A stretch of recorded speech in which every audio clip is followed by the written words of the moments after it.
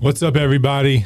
Episode 37 of Putting You in Your Place today with Elizabeth of NRV Tax Services, and we're going to talk some money. So, really, this is a topic I'm excited about. So I appreciate your willingness to come on and be with us, and for us to just start having a conversation about this, because I think a lot of people will have value from this. And I'll get some value from this, I think. So thank you so much for being with us. And why don't you just tell us a little bit about who you are and a little bit about NRV Tax Services. Well, I've been doing taxes in the area since around 2008. Yeah. Right here in this area. Yeah. Yep. I started out just needing a job, and it just stuck with me, and over the years I've learned a lot of stuff. So last year, where I had been working for a very long time, closed, and I decided to open my own business, and that's what NRV Tax Services is. That's my business. Right. And where are you located? I'm inside the mall in Christiansburg. Gotcha. Do you have like a little kiosk, or do you actually have like a thing in the mall? It's an actual office. Yeah. Mm-hmm. Cool.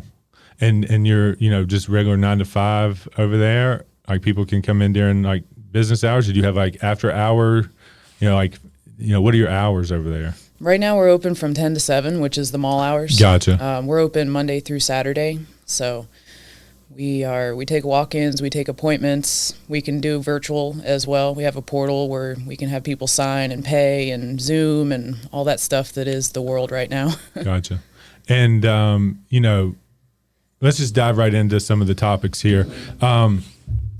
I see too many people in the world right now, like celebrating, in this country anyway, I see too many people kind of celebrating their tax returns. And I've been trained and I'm looking at like really, really wealthy folks and I'm looking at and some of these influencers on money and things like that. Seems like to me, the advice I've been given and the advice that I'm preaching is you want to keep your money as long as you possibly can. And it seems like if you're getting big tax returns, that you're giving the government a interest-free loan on your money that they just hand back to you because you overpaid them, April 15th. Seems to me that people need to be more upset about them giving their money away in that regard and getting a big return. What do you think about that? Like how can people set up their tax strategy around their normal, they're an employee somewhere and they don't want to overpay. They don't want to get rid of their money and have it in like a no interest, no opportunity account. They'd rather just keep their money. So how do they do that? That's a really good topic to bring up because the IRS has been trying to perfect the withholding for the last couple of years. They've updated the W-4. So with the Tax Cuts and Jobs Act in 2018, they eliminated exemptions, but the W-4s still had exemptions on them. So they updated them. They updated the withholding tables, and the goal ultimately is that you do break even at the end of the year. But some people like having that withholding. Some people like to use it as an interest-free bank account, Yeah. But a new W-4 right now should accomplish what you're talking about because the withholding tables are set up now to hopefully break even so you haven't paid in too much or too little. Yeah. And, and I get, you have a family, you have a couple kids, you get some tax credit off that, I just don't want people, they don't understand maybe the opportunity cost. I had a tenant the other day say, "Hey, I'm going to pay you a year's worth of rent up front." I was like that's good for me, but that's terrible for you. What happens in 2 months if you get sick or something, and now I got all your money. Or something happens, and I just don't like the strategy of I'm not disciplined enough. I'm going to give my money in excess and I'm just going to have this comfort. I just feel like that's a strategy from people that need to figure out discipline, And maybe people just aren't aware. Maybe people just aren't aware that they're doing that, and that they need to be mindful. And there is a way where you don't overpay, right? So, I mean, how many people do you work with that you see get big returns that if they made one slight adjustment, they wouldn't get as much, but they would have more money in their paycheck every month? Like, how many people do you think? There's quite a few people who I give that advice to. I tell them, you don't need this much withholding. You have kids. You're going to get these refundable tax credits. You could have this money in your paycheck every week, and it would be more money for you to spend. You wouldn't have to hold on to it all year. But there are some people that really like those big tax refunds, and those same people are probably the ones that are paying you a year's worth of rent. Yeah. But I do give that advice to people because sometimes you need it, especially last year. I mean, everybody could use a couple extra bucks last year. No doubt. Or even right now, actually. You know, some people, COVID hasn't even shown up until right now. You know, like in my business, we seen the heat of 2019 ride us all the way through 2020. Only right now am I seeing, I mean, I'm 2 residential listings away from being sold out. You know, so there's a slowdown on people's migration. There's slowdown. There's a slowdown of people that actually have things wanting to trade those things. You know, so I'm very interested in that whole dynamic too. Like are people gonna get back to normal? You know, type thing, and you know how the impact of the stimulus is going to affect your job, you know, like, you know, like, are they going to tax this money? Are they like, what do you think, what are you predicting that the U.S. government's going to do? I know there's been the decisions made on the PPP.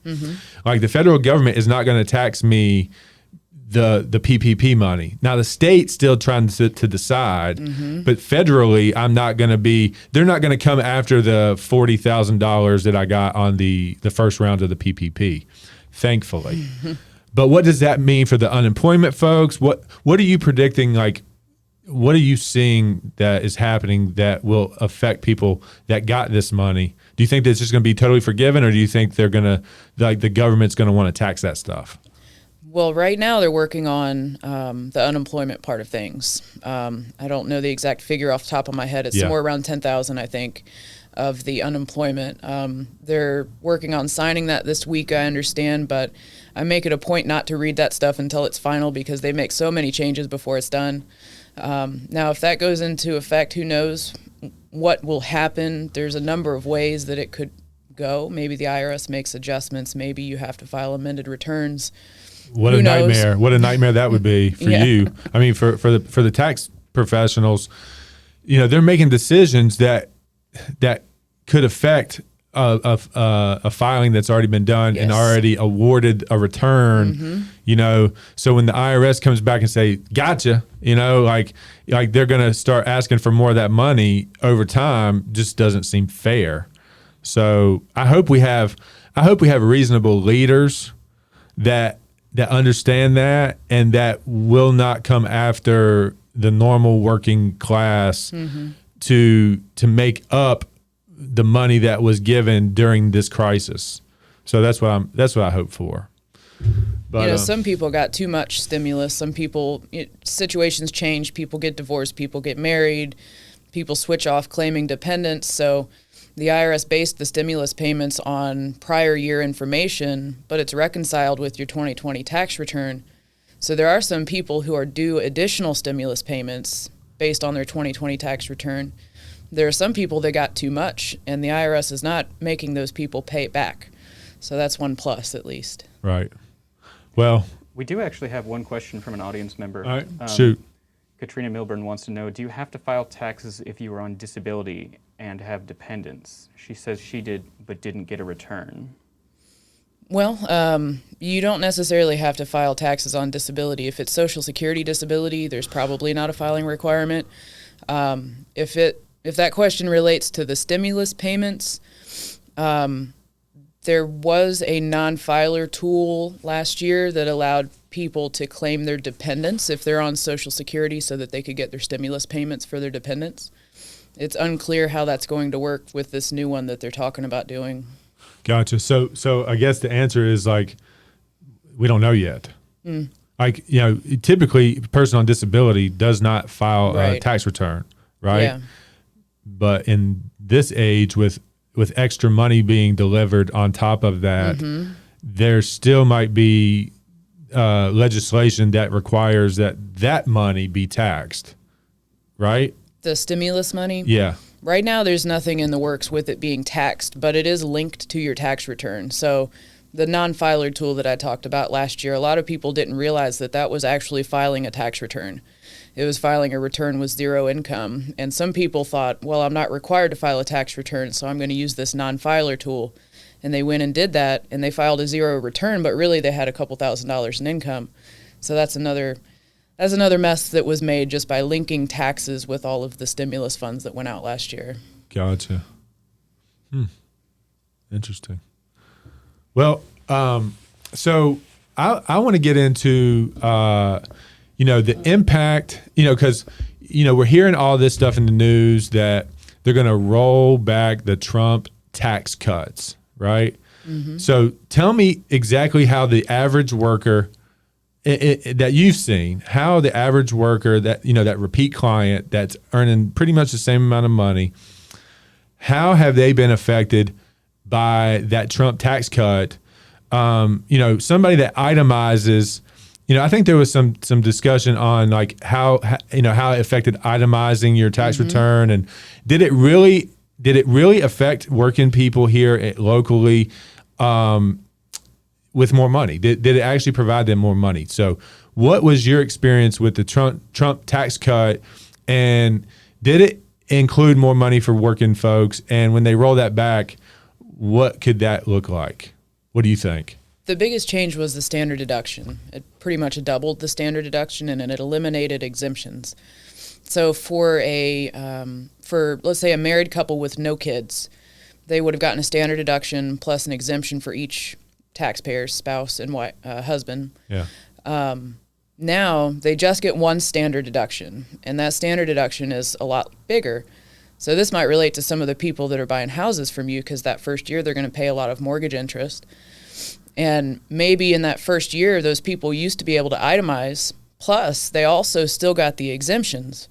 Now they need to reach a much higher threshold to itemize, and there's no exemptions. So it actually hurt those people more than it helped them, because they were paying tax on more income. It actually did help some families with children. The child tax credit increased, for example. The income limit for the child tax credit increased. So those with kids, even if they had itemized before, probably it made up for it in the additional child credit and other things that happened. Do you know the threshold of income that would have needed to happen to get to the itemizing of the mortgage interest versus what it was prior to these tax cuts? Do you know those numbers by chance? I don't remember numbers every year because they change. It's around $12,000 for single now, and it was half that before. Oh, so before, let's say a single individual owned a house and they paid $6,000 in mortgage interest. They paid real estate tax. They had charitable contributions. Their itemized deductions might have been $10,000. Yeah. Plus, they got an exemption of $4,000. So their overall deductions were $14,000. Now they have to reach $12,000 to itemize, and there's no exemption. So they get a $12,000 deduction. They've lost $2,000 there. Gotcha. So their income had to double from, you're saying 6,000 to 12,000 in income, or what is this 6,000? Deductions. Oh, okay. Gotcha. Yeah. They had to have that amount of deductions to be able to itemize. Mm-hmm.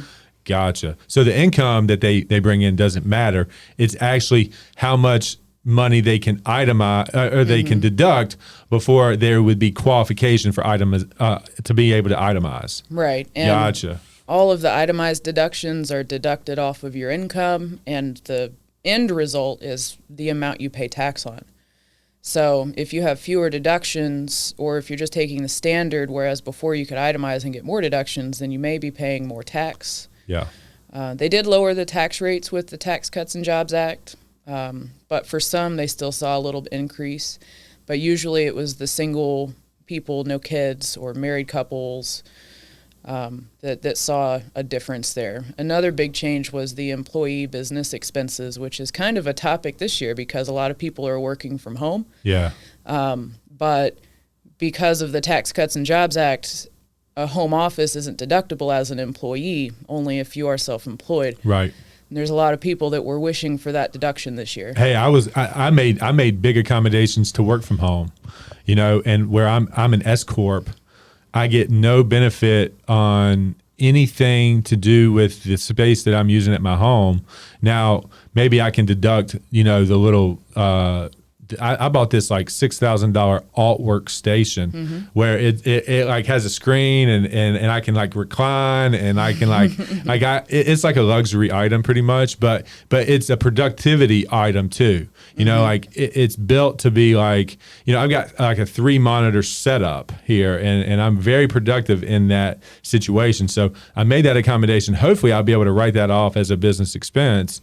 But it does sit in my house. But I'm not able to claim any space, within my house or any of my internet fees or anything like that because I'm an S corp, which is kind of a bummer. Yeah, it's kind of a bummer because for 4 months, for 4 months it was at home. I tried to avoid this as much as I could unless it was like this show type thing. We've been trying to avoid the office or close quarter contact for the last year. So that is kind of a bummer that they haven't made any appropriation for some leniency in that expense, in that regard.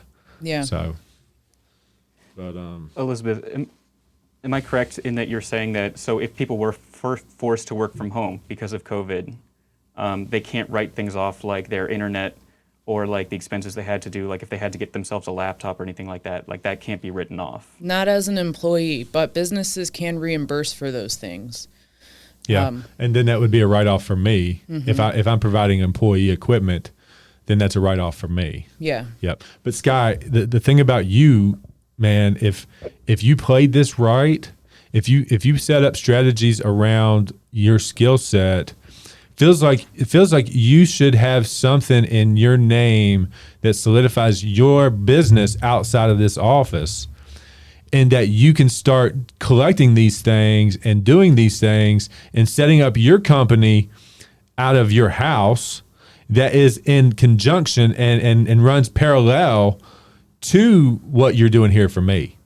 That would allow you the opportunities to do what you're talking about, to deduct your internet, to deduct these things that would be in benefit for yourself if you had that going on. But again, remember, that requires you to show income from that, and it shows you to be upfront with the things that the revenue you're bringing in. So that's correct. If I, for example, listed on my taxes that I was a freelancer, I could maybe write those things off. Yeah. Okay. Yep. And I would highly recommend at this juncture in your life to learn this and perfect this by the time you're my age. Like the struggles that I've had in tax strategy, the first half of my career, I was underestimating. At this point in my career, I am way overestimating because I'm calibrating all the years that I was low. So I am what I preach not to be because because I'm calibrating. Yeah. I'm on my journey to create $1 million of gross revenue in this business. So I'm mapping that strategy, and I'm mapping my tax strategy around grossing $1 million. And that leaves me more money in my tax account a lot of times than any of my other accounts. And I'm like, dip in that, go get that money. Tempting, isn't it? So it's so easy that if I'm not disciplined, this is like a karate for me. I'm trying to be so super disciplined with my money that I'm trying to, the way the S corp that I've got is situated, that I'm supposed to pay myself a normal wage, Reasonable salary. a reasonable salary. So I'm way overdoing it from the aspect of what that is versus like what I'm going to be able to deduct all of that back. And, you know, after I pay Social Security and after I pay, you know, the standard W-2 employee fees, I'm going to get all of that back because of the way that I'm going to expense off all the expenses, because I'm not at $1 million in revenue yet, in gross revenue yet, you know, and I'm playing the strategy like I am. So sometimes that leaves me scrambling to make ends meet. Yeah. You know, I'm in this strategy right now where personally I'm trying to stay broke. You know, I'm trying to send my money out. I'm investing in me. I'm helping people create lives for themselves. You know, I'm trying to stay as hungry as I possibly can. So that means struggle sometimes. That means like figuring things out, and like right now we're in the middle of like going out and trying to get revenue off my moving truck. Yeah. You know, I'm going to my ad partners and I'm talking to them about, hey, I need you to invest and let me keep the show going and like put your name on my moving truck. Yeah. So yeah, like revenue like that for me, how should I be concerned with that as far as like I'm going out and soliciting money? Is that just like a commission pretty much? Like, am I gonna have a different tax rate on that earned income? Because that'll be like earned income, right? Yeah. If it's income to your business, it's still it's all up together and ultimately flows through to you. So it doesn't hit my RE/MAX 1099 though. So I'm not going to be 1099 off that money. So is that a different, you know, when I do a commission, when I sell a house and I earn a commission, it runs through RE/MAX. RE/MAX pays me a check. You know, they get their little fees and they pay me the remainder. Right. So at the end of the year, I get a 1099 on that. But when I go and solicit these folks for ad revenue to sponsor the show or be a part of the moving truck, is that any different? Do I just need to have another ledger of this was revenue collected for this thing, and I'm going to be taxed at the same rate on that stuff? As an S corporation, yeah. I mean, everything is just going to be lumped together. Gotcha. In your bookkeeping, you might want to have like a separate line item so that you know how much you're making off of each individual activity. But Right. ultimately, it's all going to go on your S corp return. Gotcha. So it's not going to be run through the W-2 aspect of my S corp. So it's going to be like a dividend payment to myself when it comes to, again, if I actually pay myself and it doesn't get wrapped up into the expense of my business, it'll probably just get wrapped up into the expenses. But if I bonus my staff, if I give them a $500 bonus because we've collected $10,000 on the truck, you know, then there's a payroll aspect of it too, Yeah. right? Like if I cut them a $500 check, then do I run that through my payroll, or do I have to, like, how does that impact my payroll? You should gross up their W-2 by that amount. Okay. Yeah. Gotcha. Cool. We do have a question from someone on YouTube. They'd like to know, I already got my tax return back and my stimulus was included with that because they switched to being a dependent last year. With this new stimulus package, how will I get my stimulus? It's kind of up in the air right now, but if we go by how the IRS has done the last two, they're going to probably use, well, we already know that they're going to use 2019 or 2020, whichever one is the most recent. So for those who haven't filed a 2020 yet, the IRS is going to base this next stimulus off of their 2019 tax return. And the last few, they did direct deposit, if there was direct deposit on the tax return, or they mailed a check. That part was kind of iffy. Some people use a tax professional, like my business. We have a third-party bank that we use so that people don't have to pay us up front. So technically, the direct deposit information the IRS has given is our third-party partner bank. So for the first round of stimulus checks and the second round, the IRS deposited a lot of those stimulus checks to our third-party bank, and that caused a fuss. So I hope that the IRS has learned better this time around. But I imagine it's going to be something like direct deposit. So the question that you have, if there was direct deposit on the most recently filed return, I would say to most likely answer is that's where the stimulus will go. Gotcha. And we that's been approved. That's in motion. That's going to be rolled out. I mean, Soon. it's in the middle of being rolled out. Yeah. Correct. So Well, before you move on, Elizabeth, you mentioned that the information for the stimulus would be taken either from the 2019 or 2020 tax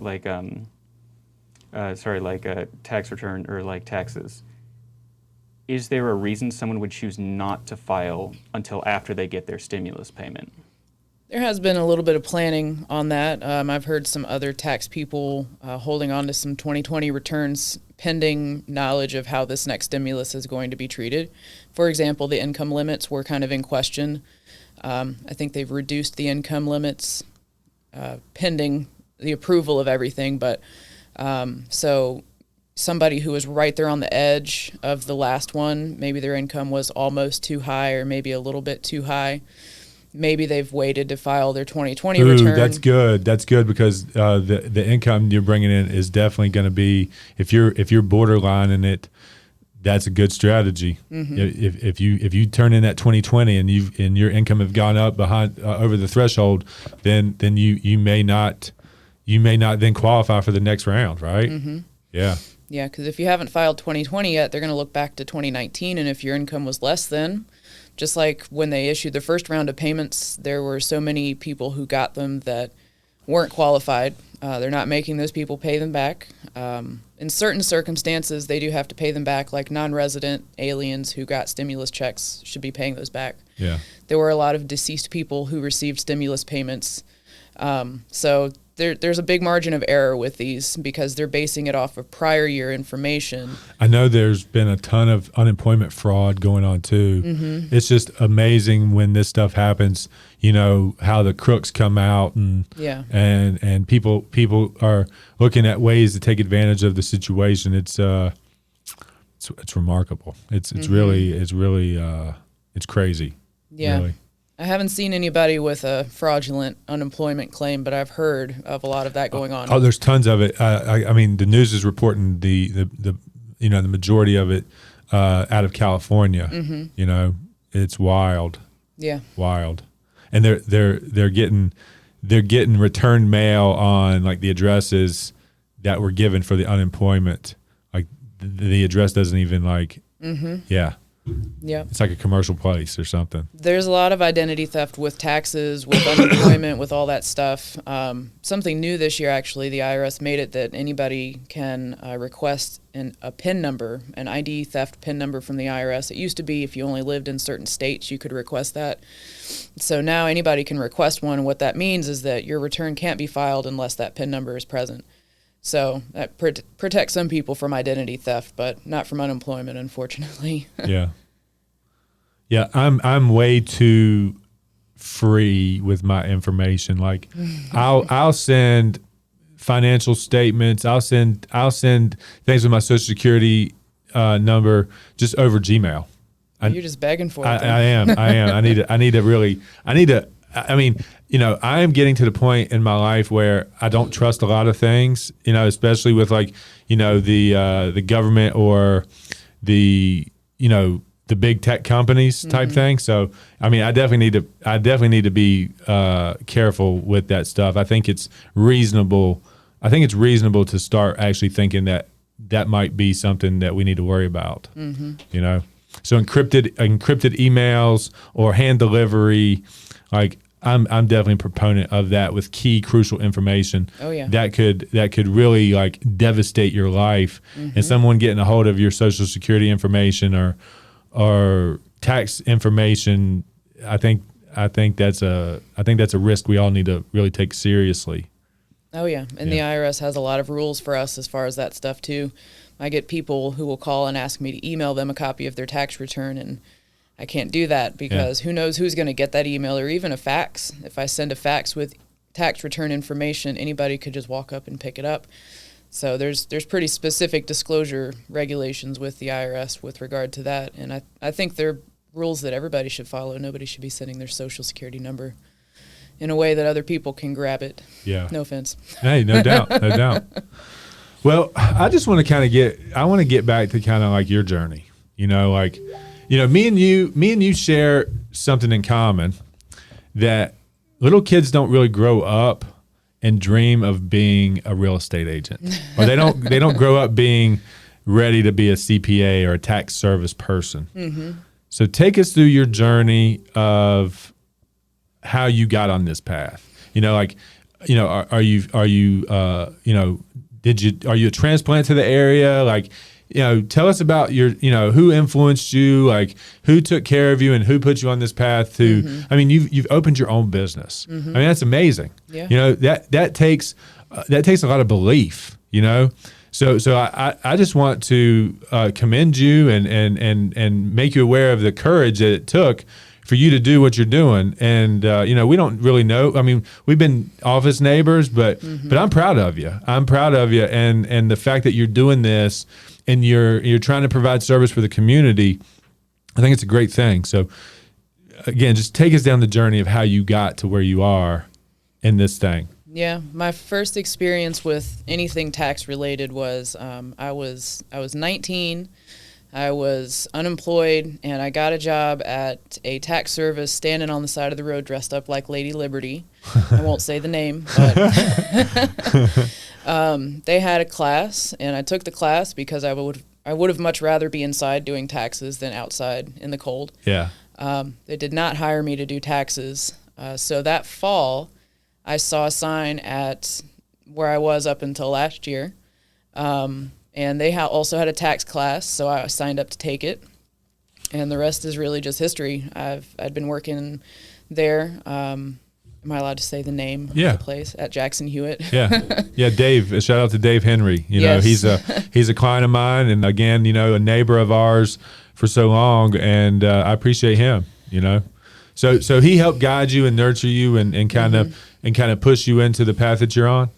Yeah, we kind of pushed each other for a long time. Gotcha. So I've been working with Dave alongside him, doing all sorts of stuff over the years, and learned a lot. So he taught you. He was your mentor. Kind of. Yeah. There was each tax person has their own specialty. Sure. Dave is always will be my IRA person if I ever have an IRA question. Yeah.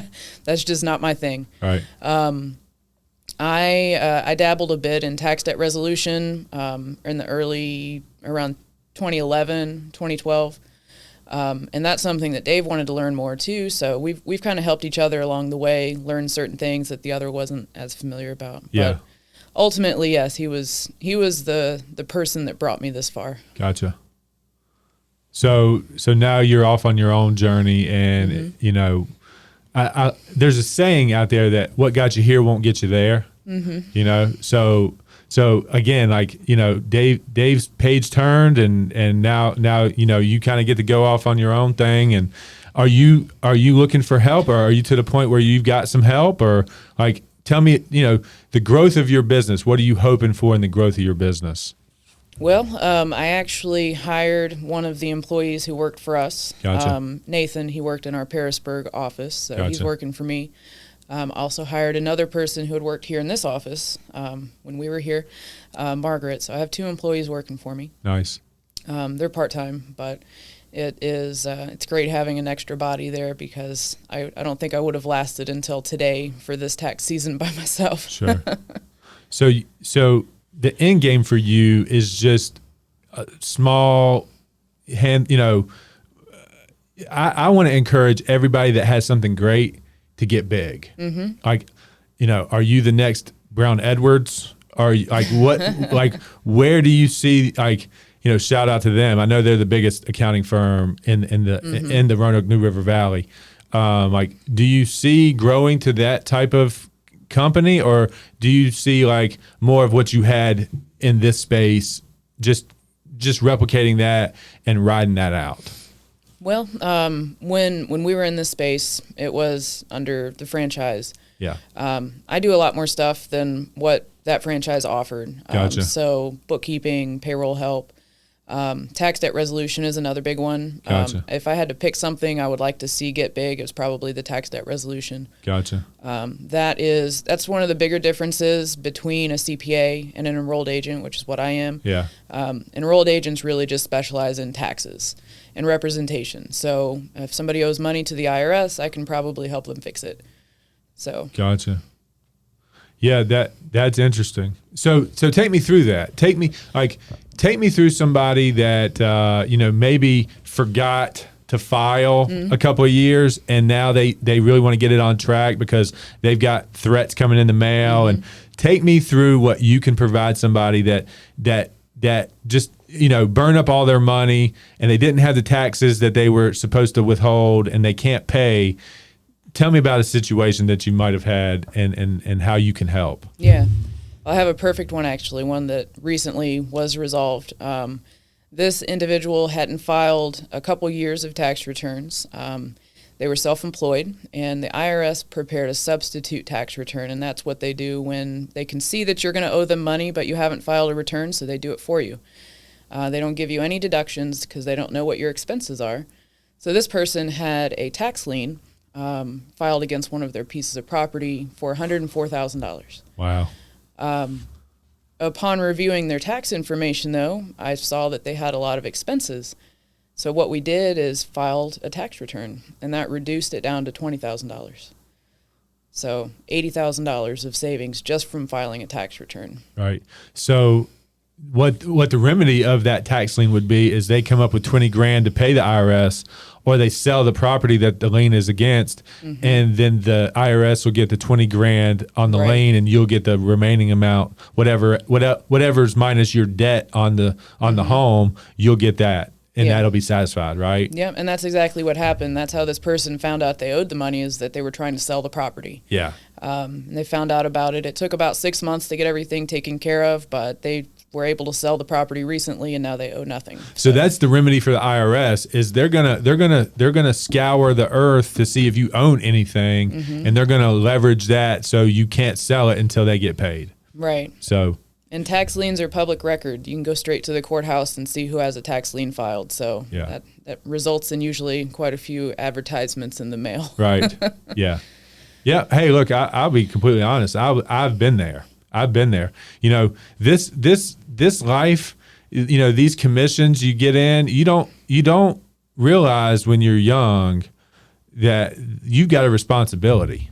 You're a part of this country. You earn income in this country. Uncle Sam is gonna demand his piece. Yeah. Like, there's no way around it. Yeah. The only way around it is to trade in cash only, and like you're not.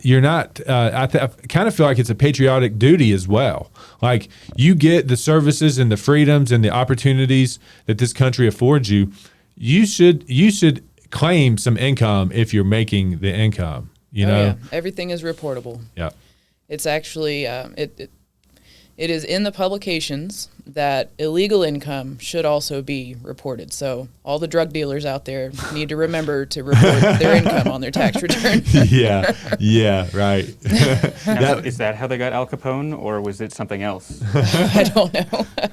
But I will tell you, though, that I haven't dealt with any personally, but I have heard of the IRS and the state taxing authorities following news stories of people that had big drug busts, and they go back and they charge them tax on it. Yeah, that's a double whammy. Yeah.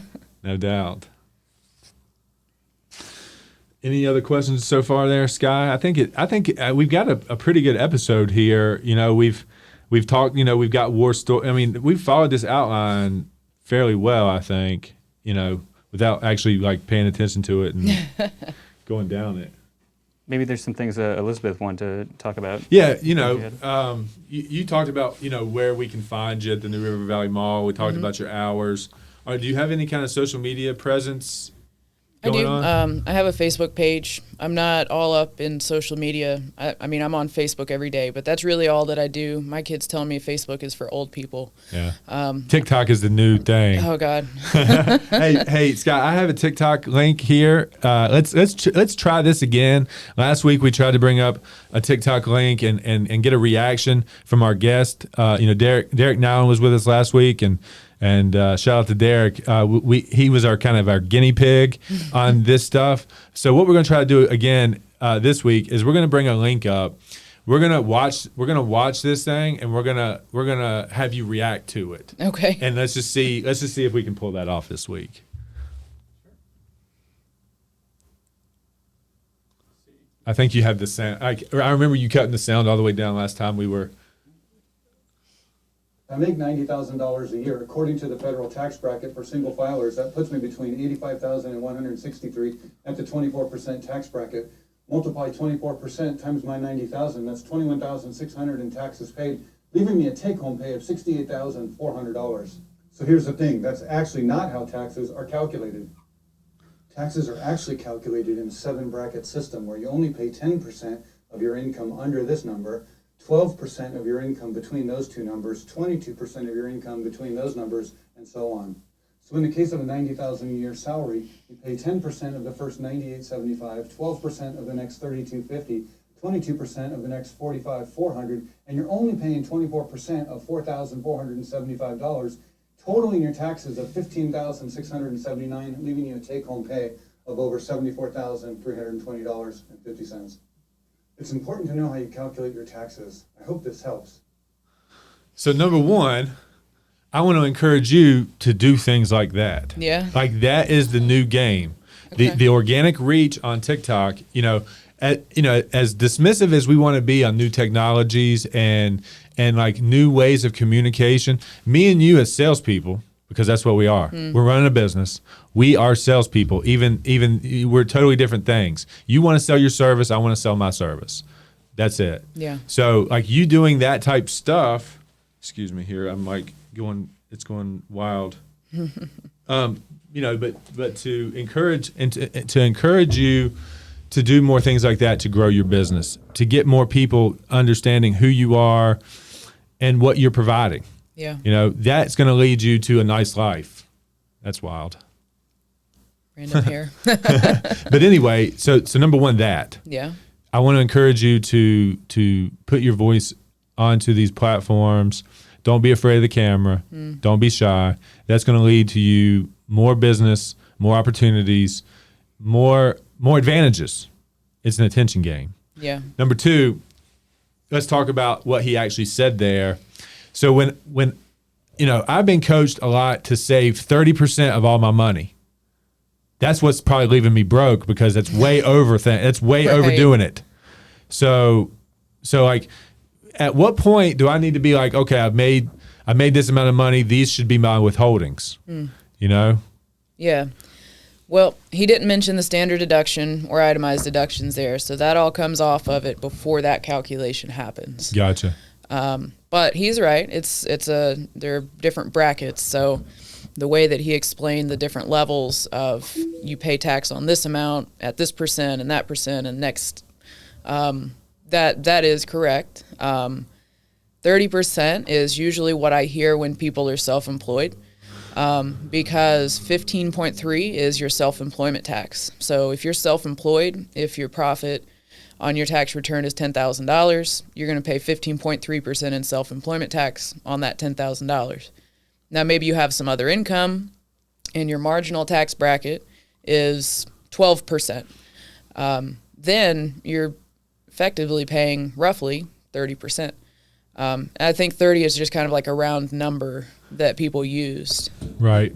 So I feel like that's like the security blanket. But like I said, like in real life, me doing that equals like me looking at that account and being like, do I really need all that money over here? Yeah. Can I use this over here? Yeah. Like it's just painful. It's extremely painful to implement that strategy. Look at this other account close to zero. and not being like, actually, it's a motivating factor, like seeing, like letting that disappear, like getting that out of my sight, seeing this account on a trend that I don't like keeps me going, and it keeps me pushing to be, move a little quicker, do things a little harder, get better at what I'm trying to do. So Scott, I think that went well this time. Yep. I mean, did you hear any looping, or did you hear? I mean, did that go through? Did the audience get to hear that the same way we did? You think? We'll have to talk to Weston after the stream goes down, okay. But it seemed to work fine. We'll see though. Gotcha. All right, I got a hypothetical. I got a buddy that is getting ready to try to execute on like a restaurant strategy, and like, there's probably different times within his growth period that he'll need to restructure his business, right? Or does he need to just structure the way that he wants it to be at the end? Like, he's going to try to develop a business that has employees day one. Okay. So does he need to, does he need to LLC that? Does he need to just S corporation that immediately? Or does he need to find some success with it before he implements a tax strategy around his business? What do you recommend? Well, an LLC is a popular choice. I think because most people have just seen LLC or heard That's LLC. That's the trendy thing? Yeah, it's the trendy thing. But the IRS doesn't actually recognize an LLC. There's not a tax form that goes with an LLC. So by default, if your friend were to form an LLC and it's just him, he's going to file a tax return just like any self-employed individual is going to file. Is going to go on his individual income tax return. He's going to pay self-employment tax, and he can have employees too. That's okay. With an LLC, you can elect to be treated as a different entity, though. You can elect to be treated as an S corporation, as a C corporation. If you have two members to the LLC, you're automatically a partnership. Yeah. I don't like partnerships. Yeah. Yeah. Their basis is just more complicated. Personally, I like S corporations the most. I see more of those, whether they're an LLC being taxed as an S corporation or an actual corporation that's made the S election. Yeah. But with that, as you know, comes the reasonable salary and all the other requirements too. So it's a big decision to make because your friend needs to ask himself, well, do I want to be on payroll? Do I want to be able to just consider this money my money, or does it need to belong to the business? Yeah. Can I take distributions or not? A C corporation, for example, you can't really necessarily take distributions. It would be a dividend. But with an S corporation, you can take distributions. But there's tax things that happen when you do that. So yeah. Sometimes tell me the impact of this. Sometimes I'll take a distribution from my business account to my personal account. I need to pay some bills or something. But then it comes to where I need that money back into my business. So does that just get wiped out on the ledger of what I used, or like this chain of the chain that I have on the money? Very confusing. My staff, Christy here that helps me kind of keep me in line and is helping me with my money and things like that. The way that I navigate my money to the average person looks insane. But as far as like the execution around the entity and the operating account and the tax account and the way that the money's supposed to flow, I think is right. But sometimes there's a moment that in my personal account, I need that money back into my business account. So what implications does that have? There are so many different ways to handle that situation. A true distribution isn't going to be paid back, but a loan is paid back. And some people kind of handle their business as if a loan and a distribution are the same thing. So I've seen different ways of handling that. But you can always loan your business money. You can contribute money to your business that you don't intend the business to pay back to you too. Interesting. Basis is a big factor with an S corporation because you don't necessarily pay tax just because you took a distribution from your business. Yeah. Because all of the profit is already going to be taxed on your personal tax return, regardless of if you've used any of that profit or not. Gotcha. So I think that's where people kind of get confused with the S corporation, because you do pay the tax of the business on your tax return, and your basis increases and decreases with the profits and losses of the business. Gotcha. Lots of big words. Yeah, and it's a lot to soak in, you know. But here's the great thing about this is this will live forever. You know, like I'll be able to refer back to this, you know, and other people will too. And I hope other people will. I encourage people to come and use your service, you know, and I hope they will.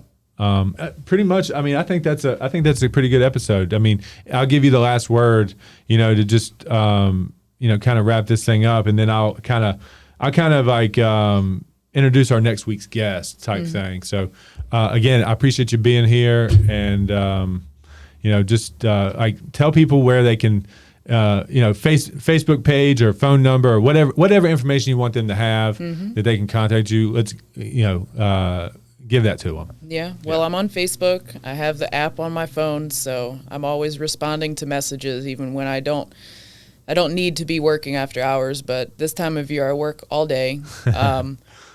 I also have online appointment scheduling, so people can schedule their own appointment. There's links to that on my Facebook page. I have a website, nrvtaxservice.com. Perfect. So if anybody wants to make an appointment, they can do that there. And like I said, I can work virtually with people too, so if somebody doesn't want to leave home, they're too worried about coronavirus or anything like that, we can work with those people. I work with clients all across the country right now doing the tax debt resolution work, so I'm used to working through that portal with people, and it's a secure portal, so no sharing of socials. Gotcha. Cool. Well, thanks again. We appreciate it. Next week, we have Justin Whitlock coming in from Angel Grace Chiropractic. He wants to talk about how health and wealth management are related. I think that's pretty interesting. So we hope you guys tune in for that. Next Tuesday, you know, we're 37 shows in on this. That's amazing. I just have to keep saying it. Like, I'm super proud to be doing this. I am super proud of the people that are helping me, Sky, Weston, all the work that y'all are pouring into this to make this what it is, and to just keep dialing this in with really we're just observing what other people are doing, and we're trying to make it happen ourselves. So I think we're just going to keep doing this thing, and the community that wants to support us, wants to come on the show, has something to deliver to the community, we want you to come on and do that. So next week we've got Justin Whitlock, Angel Grace Chiropractic, and we're excited to talk to him. And until then, we appreciate you watching. Comment, like, subscribe, all that stuff, you know, that we got to say. We really need you guys.